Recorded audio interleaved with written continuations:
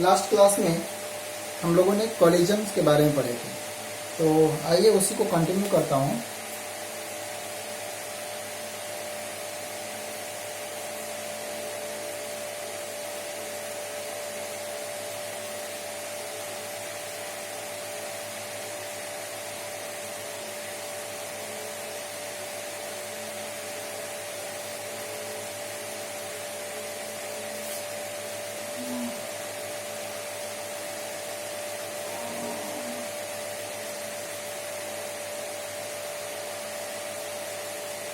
Elastic and inelastic collision, इसमें आपने क्या क्या सीखे थे कि first things conservation of momentum,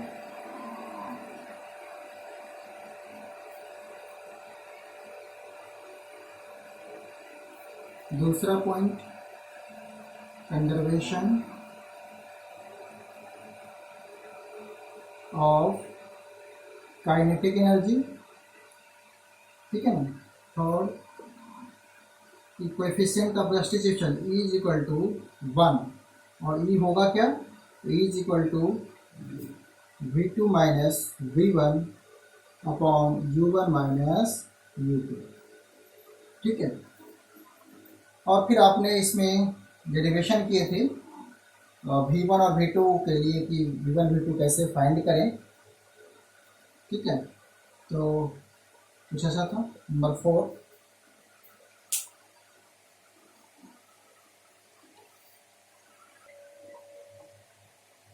ये फार्मूले कि V1 क्या होगा, V2 क्या होगा।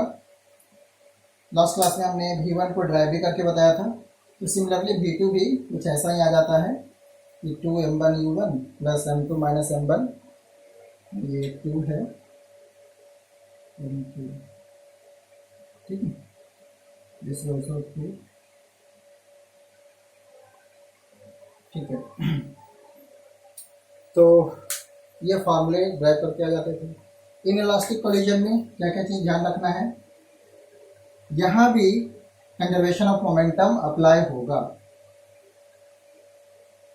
कंजर्वेशन ऑफ मोमेंटम, इसमें कोई डाउट नहीं है। दूसरा, kinetic energy initial is greater then kinetic energy final, means यहाँ लॉस ऑफ काइनेटिक एनर्जी निकालेंगे। लॉस ऑफ काइनेटिक एनर्जी, ये होगा kinetic energy initial minus kinetic energy final. यहाँ काइनेटिक एनर्जी कंजर्व नहीं होगा, ठीक है। थर्ड पॉइंट,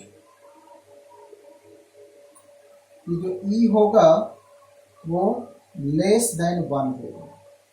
E होगा क्या, आपको वैल्यू पता है, formula E is equal to V2 minus V1 upon U1 minus U2। E को बोलते हैं कोएफिशिएंट ऑफ सब्स्टिट्यूशन, ठीक है। एक और काम, अगर 0 से बड़ा या बराबर E और लेस देन 1, 0 से के बराबर हो E, तो उसको बोलते हैं परफेक्टली इनइलास्टिक कोलिजन। अगर E की वैल्यू ये जो है, मैं और ऊपर लिखता हूँ, 0 से कुछ ऐसा है, बड़ा या बराबर E लेस देन 1, इसी में आगे मैं कुछ ऐसा लिखता हूँ कि इफ 0 के बराबर हो E, then it is perfectly inelastic collision, ठीक है। और इफ क्या हो, ई जो हो लेस देन 1 हो तो उसको बोलेंगे elastic, in elastic collision, in elastic collision. बात को ध्यान से समझिएगा, इन इलास्टिक यानी कि ई की वैल्यू 1 से छोटा हो, ठीक है ना, ई जो हो लेस देन 1 हो। अगर ई 0 के बराबर हो जाता है तो उसको नाम देते हैं perfectly in elastic collision. This is collision, collision, this word is important, perfectly in elastic collision. अगर ई की वैल्यू 0 के बराबर होती है तो यहाँ एक इक्वेशन तो यहाँ से आ जाएगा और दूसरे के लिए आपको यहाँ से सॉल्व आउट करना पड़ेगा, सॉल्व करना पड़ेगा। जो भी यहाँ ई की वैल्यू 0.5 हो या जो भी हो 0.7 हो तो उससे एक इक्वेशन बन जाएगा, एक इक्वेशन कंजर्वेशन ऑफ मोमेंटम से बन जाएगा। आप कोलिजन के बाद V1 V2 क्या होगा फाइंड कर सकते हैं। तो इस चीज को एक तो ध्यान रखना है, ठीक है। अब मैं आपसे बात कर लेता हूँ कि परफेक्टली इनइलास्टिक कोलिजन में कैसे इक्वेशन बनेगा, इसके बारे में तो हमने डिस्कस किए ही थे। चलो इसमें और भी है कि मैं केसेस सीख सकता हूँ। लास्ट क्लास में मैंने कुछ क्वेश्चन भी दिए थे इस पे बेस्ड। तो अभी इन दोनों का डिफरेंस बिल्कुल तरीके से समझो कि इलास्टिक इनइलास्टिक क्या होगा, जो कुछ पॉइंट लिखाए हैं यहाँ पर। मैंने थोड़ी सी इसमें एक और कॉन्सेप्ट डेवलप हुआ है कि अगर ई की वैल्यू 1 से तो छोटा हो उसे इनइलास्टिक बोलेंगे ही बोलेंगे, लेकिन अगर वो वैल्यू 0 के बराबर हो, ई की वैल्यू अगर जो 0 के बराबर होती है तो उसे नाम दिया जाता है परफेक्टली इन इलास्टिक कोलिजन, ठीक है। तो अगर परफेक्टली इन इलास्टिक कोलिजन होगा, ये 0 होगा तो क्या होगा, V2 V1 के बराबर होगा। इसका मीनिंग ये है कि जो दोनों ऑब्जेक्ट जो कोलाइड कर रहे थे वो क्या हो जाएंगे, कोलैप्स हो जाएंगी, एकदम एक साथ चिपक जाएंगे और दोनों साथ साथ जाएंगे। तो ऐसे कोलिजन को बोलते हैं परफेक्टली इन इलास्टिक कोलिजन। जैसे सोचो कोई क्ले है, उसमें कोई और दूसरी क्ले ही ले लो और उस पर जाकर कोलिजन होती है तो वो चिपक जाएगी और साथ साथ मूव करती है। तो ऐसे कोलिजन को परफेक्टली इन इलास्टिक कोलिजन बोला जाता है। मैं उसे थोड़ा सा यहाँ पर डिस्कस कर सकता हूँ। सोचिए कि one object like this M1 and velocity is V1। Second कुछ ऐसा है M2 and velocity is V2। अब दोनों में कोलिजन हुआ और कोलिजन के बाद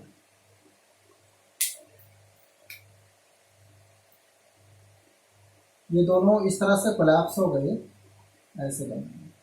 अब दोनों ऐसे ही मूव करेंगे, क्योंकि जो V1 होगा वो V2 के बराबर हो जाएगा। देखो ना यहाँ पर अगर मैं कॉन्सेप्ट से आता हूँ और E की वैल्यू 0 कर दूँ, थोड़ा टाइम के लिए मैं लिखता हूँ E की वैल्यू 0 होती है तो क्या हो जाएगा, परफेक्टली इनइलास्टिक कोलिजन हो जाएगा।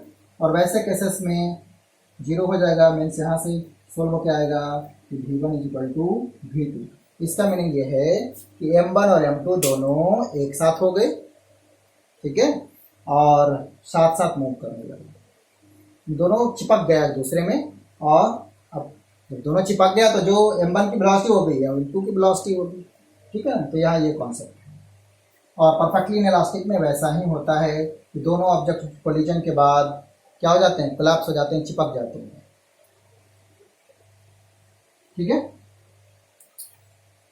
तो हाँ, एक और चीज़ अब आगे डिस्कस करते हैं इसमें कि elastic sorry perfectly in elastic में हम कैसे इक्वेशन फाइंड करेंगे। तो देखो थोड़ा देर के लिए मैं इसे रफ कर दूं, चलिए इस बात को रफ करते हैं।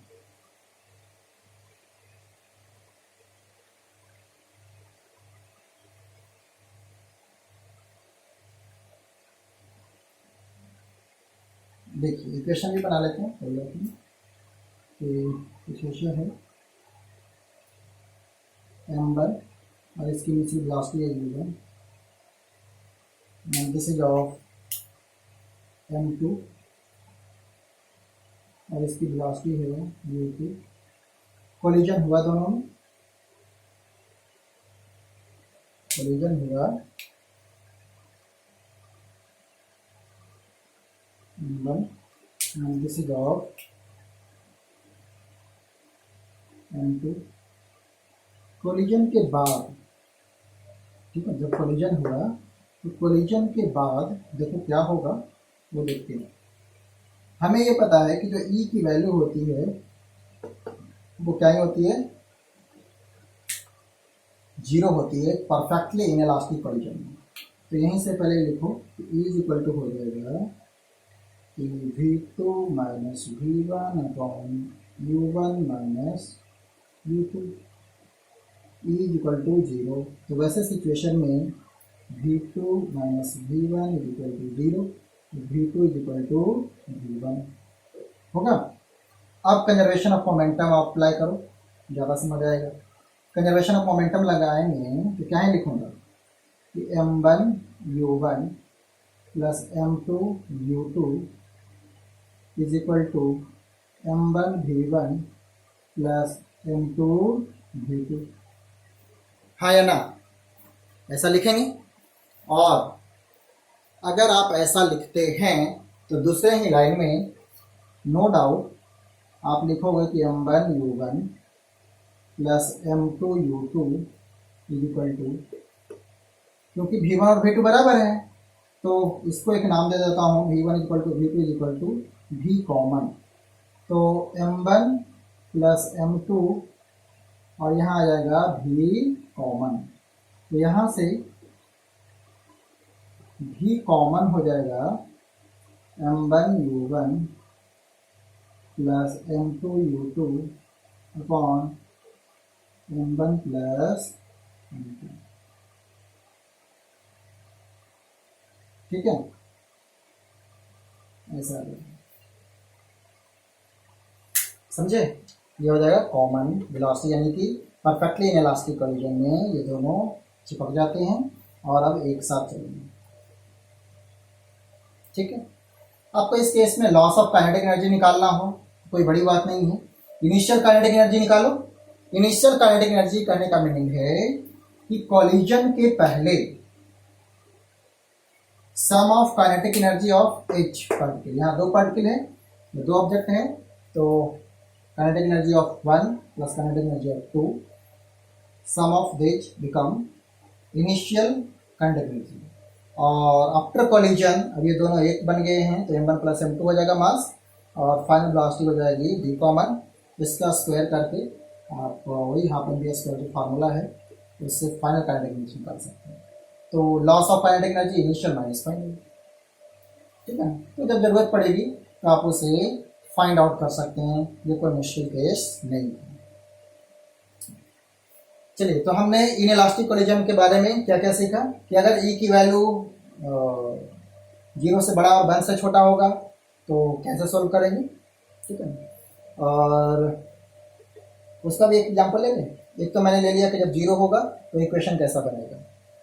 ठीक है, एक ले लेते हैं कि जब 0 और 1 के में बीच कुछ वैल्यू है तब कैसा बनेगा। रफ कर दें, चलिए एक और ले लेते हैं एग्जाम्पल।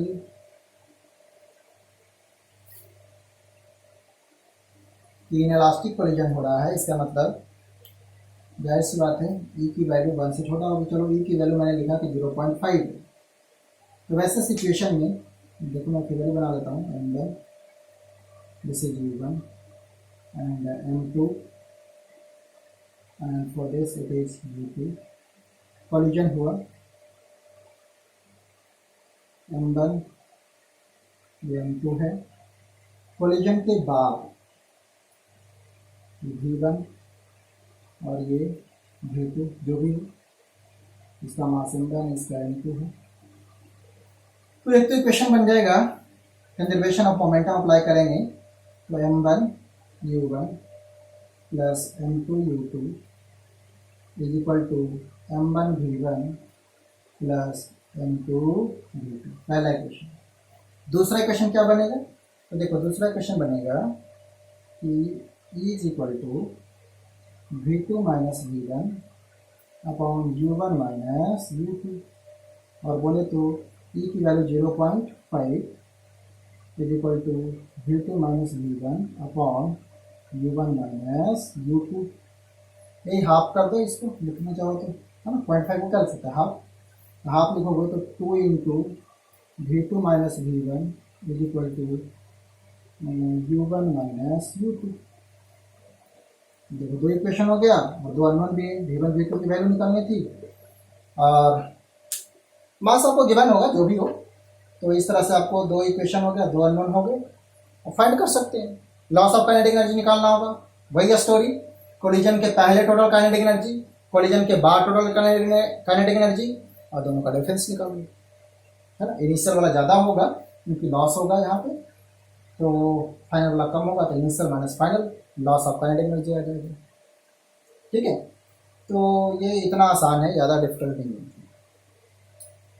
चलिए मैं एक और चीज़ आपके साथ डिस्कस कर लूँ, थोड़ा क्या कर लूँ। हाँ, अब इलास्टिक कोलिजन में और भी जो केसेस हैं कि अगर M1 बहुत ज़्यादा हो कंपेयर टू M2, ठीक है, तो वैसे वाले कुछ केस में आपके साथ डिस्कस करना चाहूँगा। ठीक है, इस पे बेस्ड न्यूमेरिकल भी आते हैं, तो आपको न्यूमेरिकल में भी हेल्प हो जाएगी। ठीक है, इसको रफ करता हूँ। अब आइए,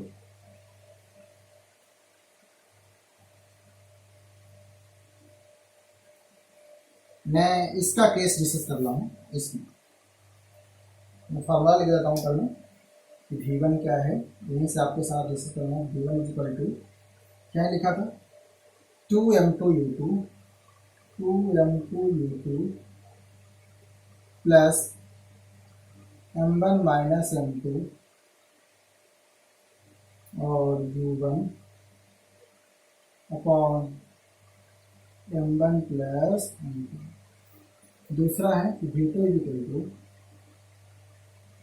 2m1u1 plus M2 minus M1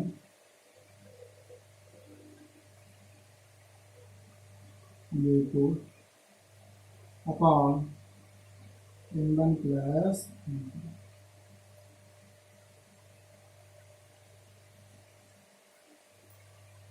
ये आपको इलास्टिक के केस में दो फार्मूले बताए गए थे।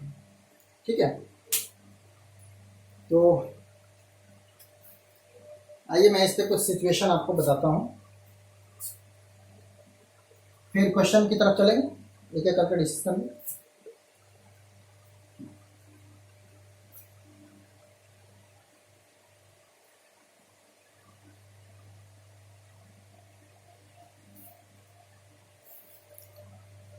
सिचुएशन 1, केस 1, इसी के लिए बात कर रहा हूँ। केस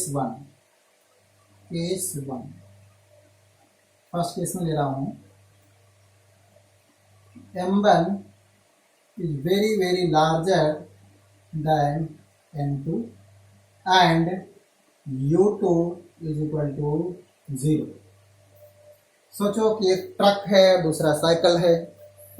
ट्रक M1 है, साइकिल M2 है, तो ट्रक की जो मास है वो काफ़ी ज़्यादा है compare to cycle. So mathematically आप ऐसा लिख सकते हैं कि M1 is very very larger than M2 और साइकिल रुकी हुई है। चलो कुछ सिचुएशन बना लेते हैं, फिगर भी ये बड़ा है बहुत M1 और इसकी अपनी कुछ वेलोसिटी है U1। मैं चाहता हूँ इसे और इधर से यहाँ पे M1 है, मैं लिखता हूँ M1 and its velocity is U1। M2 बहुत ही छोटा है, M2 एंड इट्स जो वेलोसिटी है U2 वो है 0। कोलिजन के बाद, ठीक है, यहीं पर आके इसको हिट करेगा। हिट करने के बाद यानी कि सिचुएशन जो बनेगी वो कुछ ये यहाँ आ जाएगा। M1 इनको बेचारा खुद अपनी प्लेस पे है। अब देखते हैं कि हिट करने के बाद क्या होता है, कौन कितना तेजी से आगे जाता है और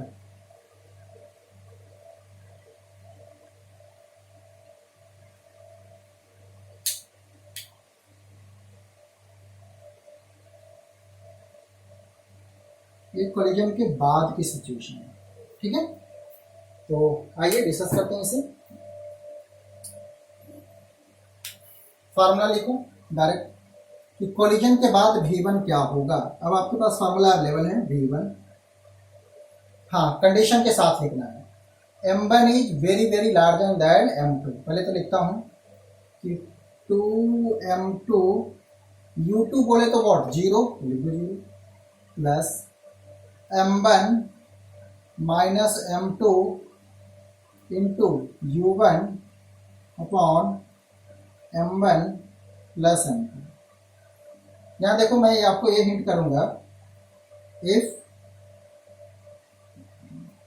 M1 is very very greater than M2, ठीक है, देन तो क्या क्या चीजें होगी कि M1 माइनस M2 को लिखा जा सकता है ऑलमोस्ट M1, और M1 प्लस M2 को भी लिखा जा सकता है यानी M2 इतना स्मॉल है कि थोड़ा कम कर दें, इसमें माइनस कर दें M1 में, या M1 में ऐड कर दें, कोई ज़्यादा फर्क नहीं पड़ेगा। सोचो ये 10,000 kg है, 1 kg है, तो 10,000 kg में 1 kg को ऐड कर दो या 1 kg को माइनस कर दो तो कोई ज़्यादा इफेक्ट नहीं होगा। तो अप्रॉक्सीमेटली कुछ रिजल्ट मैं लाना चाहता हूँ, ऐसा लिखेंगे। ओके, अब इसके बिहार पे इसे थोड़ा सा मॉडिफाई करो, क्या हो जाएगा। मैं यहाँ लिखूँ क्या, मैं यहाँ लिखता हूँ इसी चीज़ को, इसके यहाँ लिखता हूँ। अब मैं लिखूँगा कि V1 क्या होगा, तो V1 हो जाएगा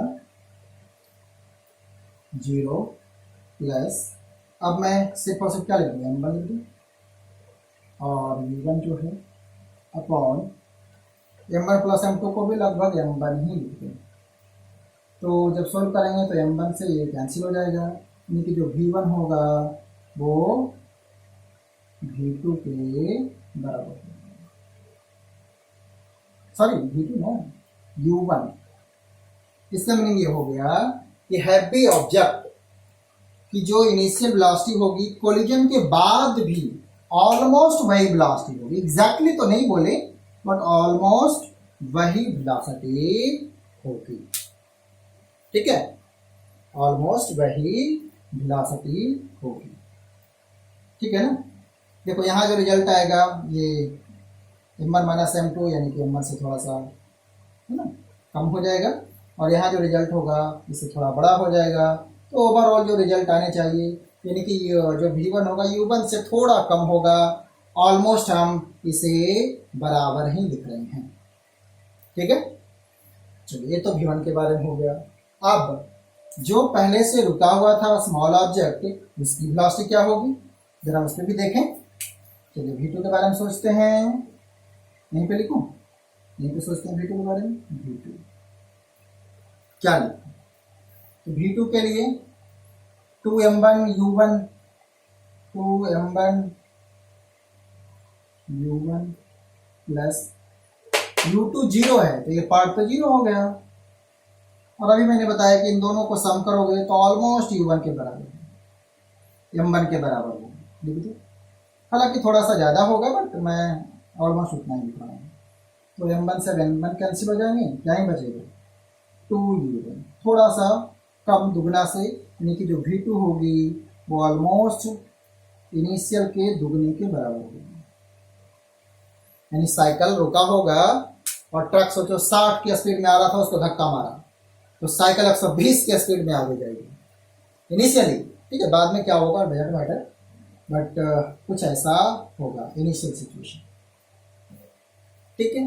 तो आप समझ गए होंगे। देखो रियल लाइफ में भी इसके एग्जांपल होते हैं। आप देखते हो कि कोई हैवी ऑब्जेक्ट जब स्मॉल ऑब्जेक्ट को धक्का मारता है और स्मॉल वाला इनिशियली रेस्ट में हो, तो सिचुएशन में आपको क्या देखने को मिलेगा कि जो रुका हुआ है ना वो तेजी से आगे निकलता है। आप ऐसे फील करो, ये यहाँ था, धक्का मारने के बाद ये इसके कंपेयर में ज़्यादा तेजी से आगे निकल जाता है, यानी यही है ये दूर चला गया, सेपरेट हो गया ऐसे। इसका मतलब क्या होगा, जो धक्का लगाया इसे उससे इसकी वेलोसिटी ज़्यादा हो गई, तभी तो इससे वो दूर हो गया और वो ऑलमोस्ट दुगने के बराबर हो जाती है। फिर बाद में जाके वो ड्यू टू फ्रिक्शन वो धीरे हो जाएंगे, वो अलग मैटर है, बट इनिशियली ऐसा हो। ठीक है, तो आई होप आप कुछ कुछ समझ पा रहे होंगे। अब नेक्स्ट सिचुएशन डिस्कस करते हैं।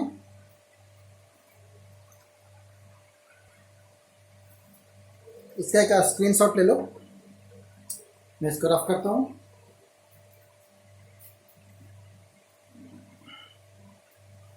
चलो इसको रफ कर देते हैं।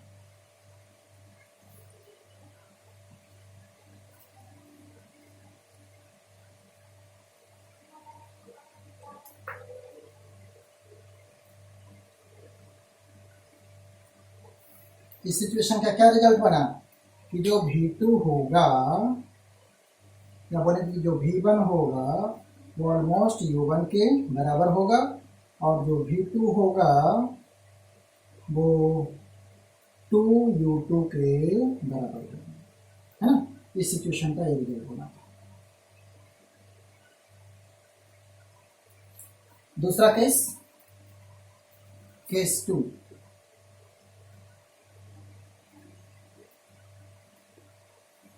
अब डिस्कस करते हैं कि M1 is very very less than M2 और U2 इज इक्वल टू 0। ठीक है, तो इस केस के बारे में देखते हैं क्या होता है। फिर से वही स्टोरी रिपीट करूं, फिगर भी बना लेता हूं। दिस इज M1, इस बार M1 को बहुत छोटा बनाना है। M1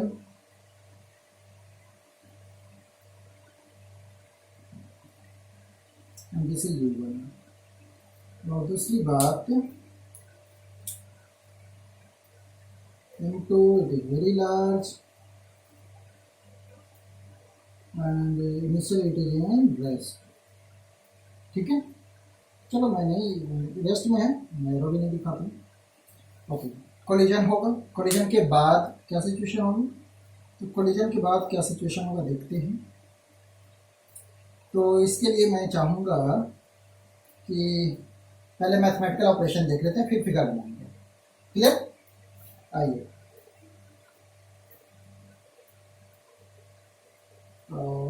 V1 क्या होगा,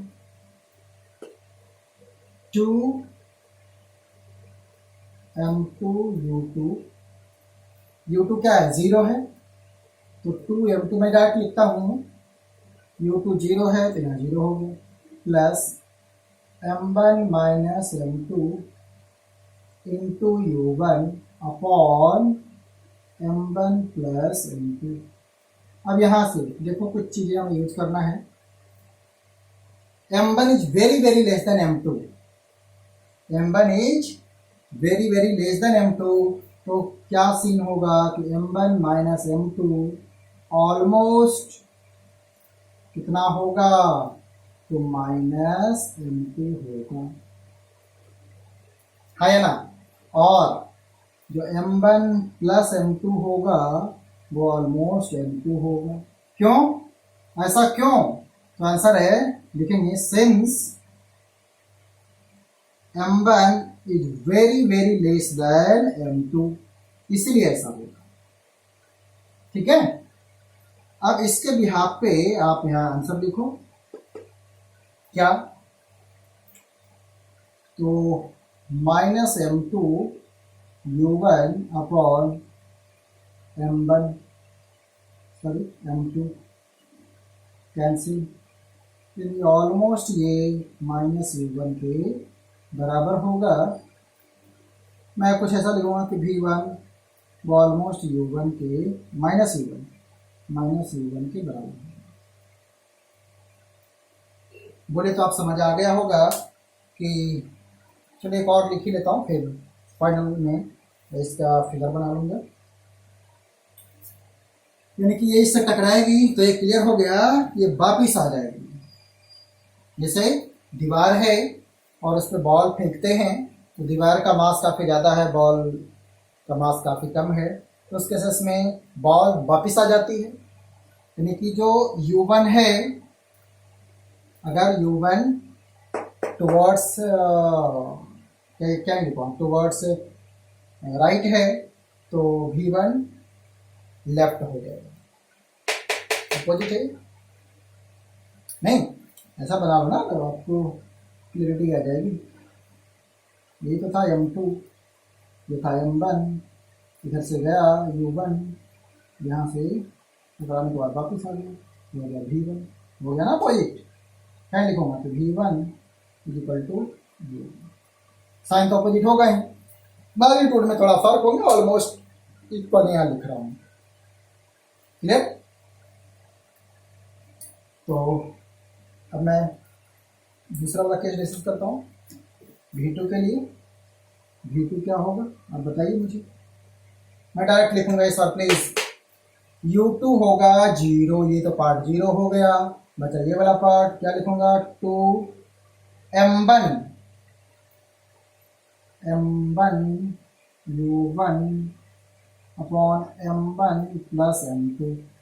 M1 is very less, M1 is very less, तो लेस में एक लार्ज क्वांटिटी से जब डिवाइड करेंगे तो ये हो जाएगा 0, टेंस टू 0, तो आंसर हो जाएगा कि V2 क्या होगा, तो आंसर है 0।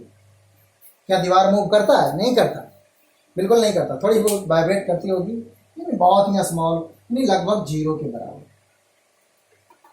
ठीक है, तो मैं फाइनल फिगर ऐसा बनाऊंगा कि कॉलिजन के बाद जो हैवी ऑब्जेक्ट है वो वहीं रहेगा, और जो लाइट वाला है वो बेचारा वापिस आ जाएगा। चलो यहाँ कॉलिजन होगा, अब यहाँ ये वापिस आ रहा है, हो गया V1, और जो हैवी वाला है वो यहीं पड़ा है। ठीक है, यानी कि जो U2 हो गया, जो V2 हो गया वो 0 हो गया। ठीक है, और यहाँ लिखूँगी ज़्यादा अच्छा होगा, V2 जो हो गया वो 0 हो गया, और जो V1 हो गया वो माइनस U1। ठीक है, ये रिजल्ट हो गया। मैंने एग्जांपल भी दिए, आपको समझ आया होगा। देखो ना, सोचो कि ये दीवार है, यहाँ पर एक स्मॉल ऑब्जेक्ट या बॉल है, ऐसे थ्रो करो तो क्या दीवार खिसक जाती है? नहीं, बॉल वापस आ जाती है। ठीक है, थोड़ा सोचिए भी, फिर आपको क्लैरिटी आ जाएगी। चलिए एक और केस मैं आपके साथ डिस्कस करूँ, थोड़ा इसे रख कर देते हैं, यानी कि ये तो केस नंबर 2 हो गया। केस नंबर 2 में जो फाइनल रिजल्ट आया आप समझ ही गए होंगे, इसमें फाइनल रिजल्ट क्या आया है, मैं यहाँ लिख देता हूँ। इसमें जो फाइनल रिजल्ट बना है वो रिजल्ट है कुछ ऐसा कि V1 होगा माइनस U1, और जो V2 होगा वही ऑलमोस्ट ही है।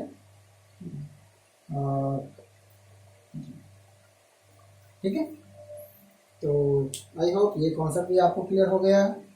अब एक और थर्ड केस जिसमें M1 M2 के बराबर है। ठीक है, तो इसको रफ कर देता हूँ मैं, और केस थर्ड डिस्कस करते हैं। ये सारे में बात कर रहा हूँ इलास्टिक कोलिजन की।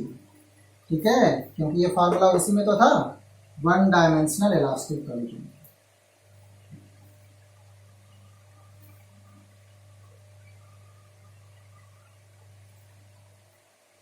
केस थर्ड, केस थर्ड कैसा लिखता हूँ, केस थर्ड, इसमें लिखता हूँ कि M1 जो है वो M2 के बराबर है। अगर M1 M2 के बराबर हो जाए तब क्या होगा, आइए डिस्कस कर लेते हैं। This is M1 last is U1,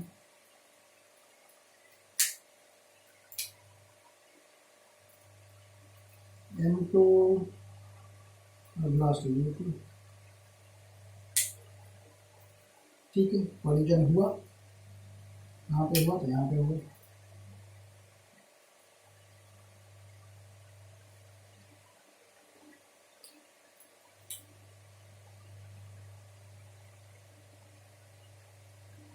अब कोलिजन के बाद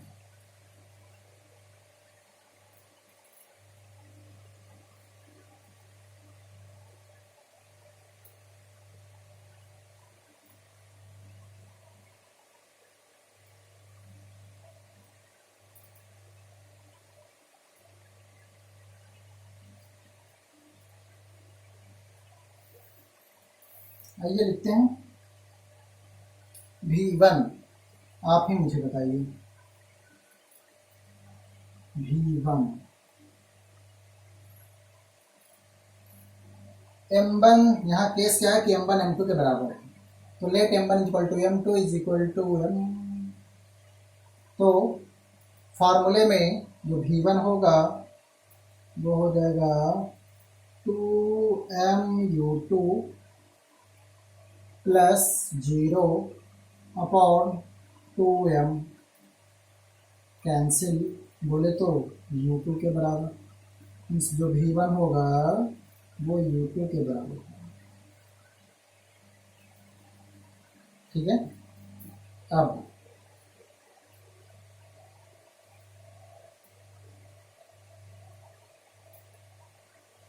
बात करते हैं V2 के लिए। V2 क्या होगा 2MU1 plus 0 upon M। V2 होगा U1 के बराबर।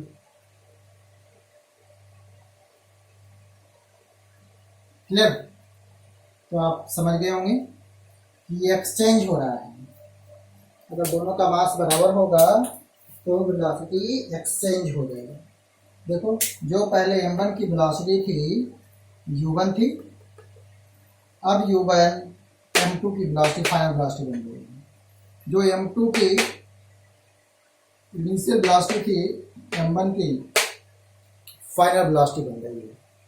तो ये 3 केसेस हैं जो आपको हेल्प करेगा किसी क्वेश्चन को इस पे बेस सॉल्व करने में।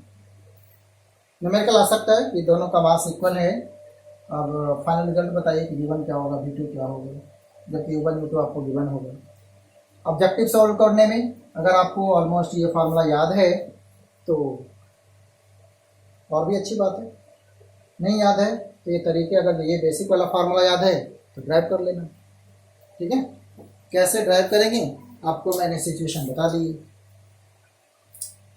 चलिए, ये तो बात हो गई आपकी इलास्टिक कोलिजन और उस पर बेस्ड क्वेश्चन की, है ना। ओके, अब एक और बहुत ही इंपॉर्टेंट क्वेश्चन है जो इन इलास्टिक बोले तो परफेक्टली इन इलास्टिक कोलिजन से रिलेटेड है। तो आइए उस कॉन्सेप्ट को भी डिस्कस करते हैं। इसको रफ कर दूं। चलिए,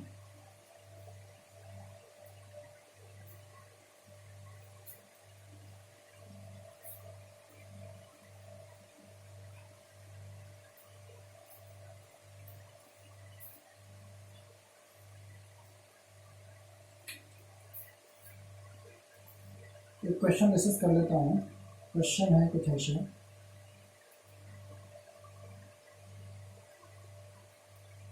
एक पेंडुलम है और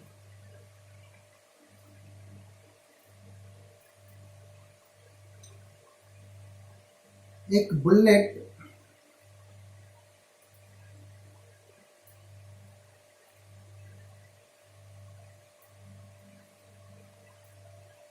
इसका मास है स्मॉल m और जो वेलोसिटी है वो है u।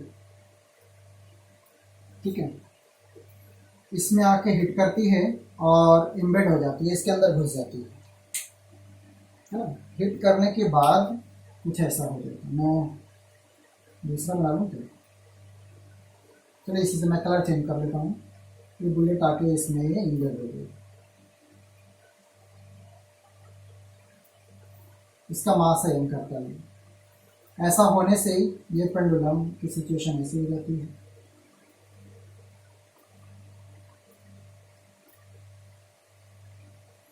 तो बताना है कि ये बॉटम से कितना हाइट ऊपर जाएगा। ठीक है, तो ये क्वेश्चन है। स्मॉल m मास का एक बुलेट जिसका इनिशियल वेलोसिटी है, इस वेलोसिटी से चलते हुए इस पेंडुलम को हिट करता है और परफेक्टली इन इलास्टिक कोलिजन होता है। ये वर्ड आपको क्वेश्चन में गिवन है। यहाँ जो इनके बीच में कोलिजन हुआ है वो परफेक्टली इन इलास्टिक कोलिजन हुआ है। यानी कि पेंडुलम को जैसे आप जर्क दोगे, कोई थोड़ी सी इम्पल्सिव फोर्स लगा तो ये है ना, अच्छा चम करेगा, ठीक है। यानी कि ये पेंडुलम अपने स्ट्रिंग से जो बंधा है वो ऑसिलेट करना शुरू करेगा। तो पूछा जा रहा है कि मैक्सिमम वो कितने हाइट तक ऊपर जाएगा इस लेवल से, ठीक है। तो यहाँ पर दो कॉन्सेप्ट डिस्कस करना है। ये दो कॉन्सेप्ट पे बेस्ड क्वेश्चन है। पहला कि इनके बीच में कोलिजन हो रहा है, और कोलिजन कैसा, तो परफेक्टली इन इलास्टिक कोलिजन, ये वर्ड क्वेश्चन में इंक्लूडेड है, ठीक है। जब परफेक्टली इन इलास्टिक कोलिजन हो रहा है तो आइए देखते हैं कि कोलिजन के बाद इनकी कंबाइंड जो मास होंगे उनकी वेलोसिटी क्या बनती है। तो आइए अप्लाई करते हैं। मैं क्वेश्चन का आंसर पार्ट अब स्टार्ट कर रहा हूँ। आंसर कैसे लिखेंगे, देखिए answer part. Applying conservation of momentum. Conservation of momentum apply करो, क्या होगा, m1 u1 plus m2 u2 is equal to m1 v1 plus m2 v2। मुझे बताना कुछ, m1 small m, u1 u, m2 capital M, u2 तो 0। ये भी तो रुका हुआ था, इसकी इनिशियल वेलोसिटी 0, ठीक है। Finally m1 small m, v1 v, m2 capital M, v1 v। क्योंकि अब ये इनइलास्टिक कोलिजन हुआ है, ये दोनों कंबाइन हो जाएगा, यानी ये कॉमन वेलोसिटी से ऊपर जाएगा, यानी दोनों की वेलोसिटी सेम होगी। ये m1 की होगी, वो m2 की होगी। बुलेट तो इसमें जाके इसके अंदर चला गया, अब दोनों साथ साथ मूव करेंगे, और साथ साथ मूव करने का क्या मीनिंग हुआ। अब आपसे पूछे कि बुलेट की वेलोसिटी क्या है और बॉब की वेलोसिटी क्या है, तो दोनों की इक्वल है, इसको भी लिखा गया है। इनके v2 भी v होगा और v1 भी v होगा। तो आइए इस v को फाइंड कर लें यहाँ से।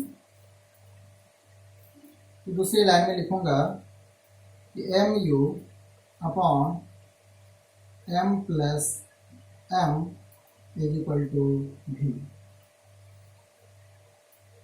ये दोनों की जो कॉमन वेलोसिटी होगा, इसको भी कॉमन भी लिखते हैं, कैपिटल V, आप समझ गए हो। तो ये v वेलोसिटी से ऊपर की तरफ जाएगा, है ना, ऐसे। अब यहां से कॉन्सेप्ट लगाइए, जब ये ऊपर जाएगा अब कंजर्वेशन ऑफ एनर्जी अप्लाई कीजिए, कंजर्वेशन ऑफ मैकेनिकल एनर्जी, क्योंकि ये सिर्फ और सिर्फ किसके इन्फ्लुएंस में है, ग्रेविटेशनल फोर्स के। और ग्रेविटेशनल फोर्स कंजर्वेटिव फोर्स है, तो आप conservation of mechanical energy apply कर सकते हैं और जो अननोन है फाइंड कर सकते हैं, ठीक है। हमने जो रेफरेंस लिया है वो यही रेफरेंस लिया है, तो इस रेफरेंस से कंपेयर करो। अब हम लोग अप्लाई करेंगे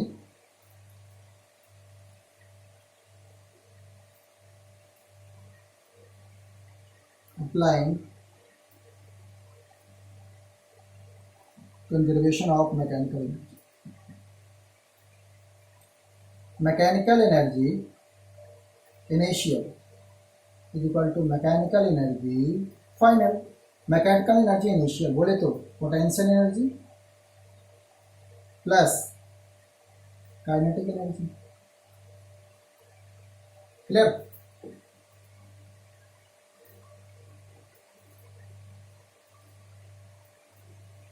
फिर वही बात, पोटेंशियल एनर्जी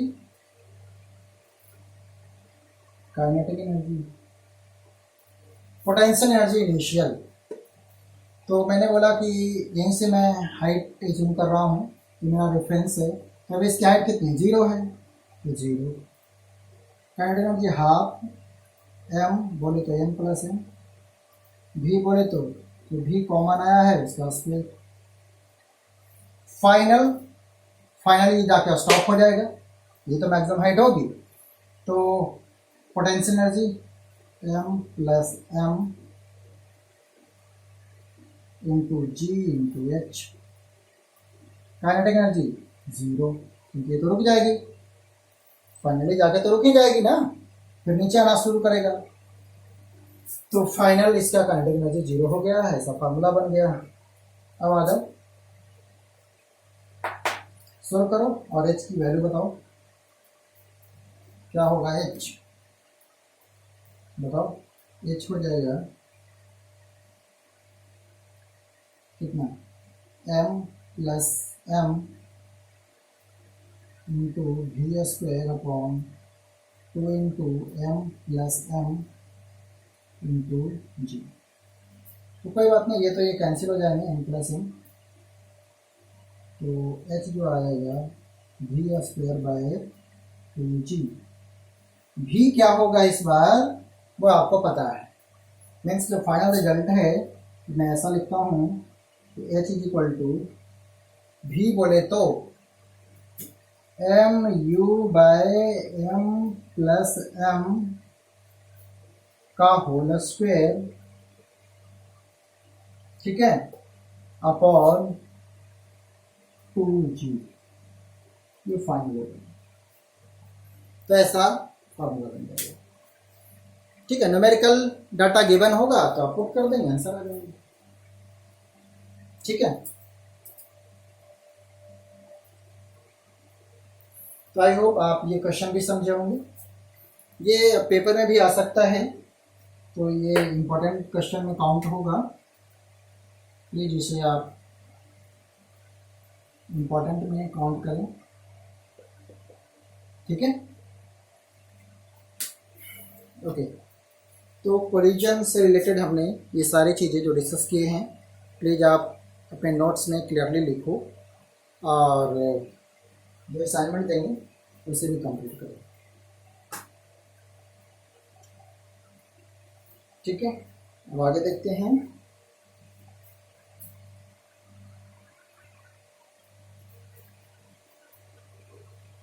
आइए एक और कॉन्सेप्ट है जो डिस्कस कर लेते हैं इसी में, पावर। हमने वर्क पढ़ा, एनर्जी पढ़ा, अब पढ़ते हैं पावर। देखिए मैं इसे ऐसे समझता हूँ कि मैंने आपको होमवर्क दिया और उस असाइनमेंट में कितने क्वेश्चन, 100 क्वेश्चन हैं, ठीक है। और इसे करने में जो आपकी एनर्जी खर्च होगी वो 100 जूल होगी, ठीक है ना। एक नॉर्मल पैरामीटर मैंने बना लिया कि 100 क्वेश्चन करने में आपको 100 जूल की एनर्जी खत्म होती है। दिमाग काम करेगा तो उसके लिए एनर्जी चाहिए, तो 100 जूल एनर्जी लगती है, ठीक है। मैं दो स्टूडेंट को कंपेयर करना चाहता हूँ, एक स्टूडेंट कोई मैंने लिया ए और दूसरा है स्टूडेंट बी। इसने भी 100 क्वेश्चन किए तो इसे भी 100 जूल एनर्जी खर्च हुई। बट अब मैं क्या ऑब्जर्व किया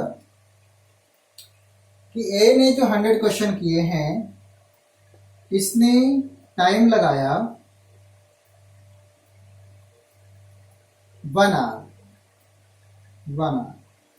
और यहाँ जो बी ने क्वेश्चन किए हैं 100 क्वेश्चन, इसमें टाइम लगा 2 आवर, ठीक है ना। तो देखो अब यह नया पैरामीटर बन गया पावर क्या हो गया कि दोनों काम तो किया है, दोनों काम भी 100 जूल का ही किया है, बट फर्स्ट ने ये जल्दी किया है, सेकंड ने देर से किया है, क्योंकि फर्स्ट ने 1 घंटे में किया है, सेकंड ने 2 घंटे में किया है। वर्क करने का जो रेट है, रेट उसको बोलते हैं पावर, यानी कि पावर हो गया वर्क डन अपॉन टाइम। इसको मैं लिखता हूँ P power 4a and power 4b, time 4a time 4b। किसका पावर ज्यादा है देख के बताइए मुझे। तो यहाँ आपका आंसर होगा कि पावर जो है वो A का ज्यादा है कंपेयर टू B, है ना। ये एग्जांपल से क्लियर हो गया कि मैंने पावर को क्या बोला कि वर्क करने का रेट, यानी कि 100 जूल कितने टाइम में किया वो निकालो, और ये 100 जूल कितने टाइम में किया वो निकालो, यानी कि पर यूनिट टाइम में क्या काम हो रहा है। तो पर यूनिट टाइम में जो ए का काम है वो ज्यादा है बी से, तो बोलेंगे power of A is greater than power of B. Means जो जनरल फार्मूला बनेगा वो कुछ ऐसा होगा कि power is equal to rate of doing work, rate of doing work. Mathematically P is equal to work done upon time taken, time taken, कितना time लगा इस काम को करने में, work done upon time taken, है ना। इसे work done upon power equal to work done upon time. Work done को आप ऐसे भी लिख सकते हैं,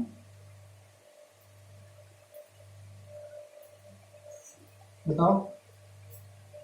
वर्क डन का फोर्स और डिस्प्लेसमेंट अपॉन टाइम, इसे ऐसे लिख सकते हैं कि फोर्स और displacement upon time, D for displacement. तो फोर्स डिस्प्लेसमेंट अपॉन टाइम को क्या बोलते हैं, वेलोसिटी। तो एक फार्मूला बन गया फोर्स इंटू वेलोसिटी। पावर का एक formula work done upon time, दूसरा फोर्स इंटू वेलोसिटी। तो ये मुश्किल वाला काम नहीं है, आसान है। यूनिट क्या होगी यहीं से बता दो, SI यूनिट क्या होगी, जूल पर सेकेंड, जूल पर सेकेंड, है ना। इसी को बोलते हैं वाट, W से वाट, ठीक है। तो पावर की जो यूनिट हो गई जूल पर सेकेंड, इसी को वाट भी बोला जाता है, ठीक है। एक और आती है यूनिट हॉर्स पावर, इसको रख कर एक और यूनिट है हॉर्स पावर। तो इसे ध्यान रखते हैं, जो मोटर आता है इलेक्ट्रिक मोटर, है ना, कृषि के लिए, है, तो वो हॉर्स पावर में होती है। घरों में भी लगते हैं, हाफ HP का मोटर लगता है आपके घरों में पानी नीचे से ऊपर पहुंचाने के लिए, है ना, टैंक में। तो 1 HP 746 वाट के बराबर है। HP फोर हॉर्स पावर, ये क्या है, हॉर्स पावर। 1 हॉर्स पावर इसका मतलब है 746 वाट, और 746 वाट का मतलब 746 जूल पर सेकेंड का काम हो रहा है। तो वर्क हो रहा है वो 746 जूल पर सेकेंड का, ठीक है। तो आई होप आप पावर का भी कॉन्सेप्ट समझ गए होंगे।